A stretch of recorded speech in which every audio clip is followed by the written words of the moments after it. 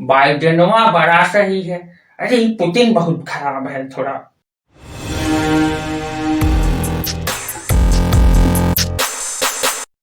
तो चलिए शुरू करते हैं chapter number 3 the making of global world class 10th NCERT. ये वीडियो इस चैप्टर का इंट्रोडक्टरी वीडियो है। इसमें हम जानेंगे कि हम चैप्टर में किन किन विषयों पर चर्चा करने वाले हैं। तो चलिए शुरू करते हैं। तो क्या आज जैसी दुनिया है वैसी पहले भी थी? आज आप भारत में बैठे बैठे दुनिया भर की चीजों का इस्तेमाल करते हैं, दुनिया भर के बारे में अपनी विचारधारा बनाते हैं। चाय की दुकान पर, पान की दुकान पर खड़े अंकल भी बोलते हैं बाइडेनवा बड़ा सही है।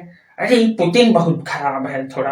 तो क्या ये दुनिया पहले भी ऐसी थी? तो इस चैप्टर में हम यही जानेंगे कि किस तरह से अलग अलग देशों के बीच में आचार, विचार, पैसे, मूल्य, मान्यताओं, हुनर, आविष्कार, इन सब का आदान प्रदान हुआ और उसकी वजह से हमारे सामने दुनिया का ये वर्जन अवेलेबल है। तो जैसे ही आप इस चैप्टर में आगे बढ़ेंगे, आपको सबसे पहले जो वर्ड मिलेगा वो है ग्लोबलाइजेशन, यानी कि वैश्वीकरण।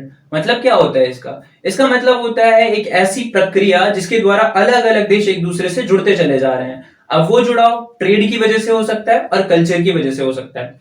तो बेसिकली हम इस चैप्टर में 4 अलग अलग पीरियड ऑफ टाइम के बारे में देखने वाले हैं और देखेंगे कि उन 4 अलग अलग पीरियड ऑफ टाइम में ग्लोबलाइजेशन की क्या कंडीशन थी, यानी अलग अलग देश एक दूसरे से कैसे जुड़े हुए थे।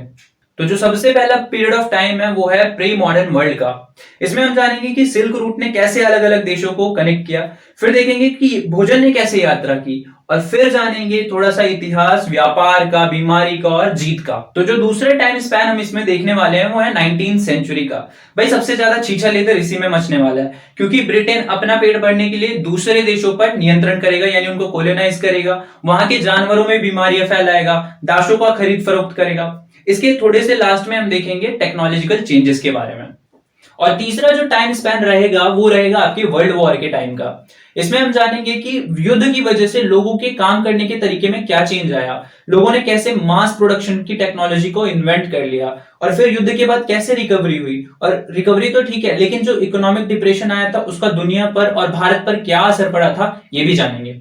और जो चौथा हम टाइम स्पैन लेने वाले हैं वो लेने वाले हैं वर्ल्ड वॉर के बाद का, जिसमें हम कुछ इंस्टीट्यूशंस के बारे में देखने वाले हैं, जैसे ब्रेटन वुड्स, जिसमें आईएमएफ और वर्ल्ड बैंक को देखेंगे, G77 कंट्रीज के ग्रुप के बारे में जानेंगे, और ये भी देखेंगे कि कैसे अलग अलग देशों ने इंडिपेंडेंट पाई, और फिर देखेंगे लास्टली ग्लोबलाइजेशन का इस पूरी दुनिया में शुरुआत। तो इस तरह से हम इस चैप्टर में आगे बढ़ेंगे और ये सारी चीजें देखने वाले हैं। तो अगर जाननी है ये सारी बातें तो स्टे ट्यून, क्योंकि अगली वीडियो में हम जानने वाले हैं कि कैसे भोजन ने एक देश की बॉर्डर को लांघते हुए दूसरे देश में पहुंच गया, फिर देखेंगे कि कैसे सिल्क रूट ने अलग अलग देशों को जोड़ा, और लास्ट में देखेंगे थोड़ा सा विजय, बीमारी और इन सब का इतिहास।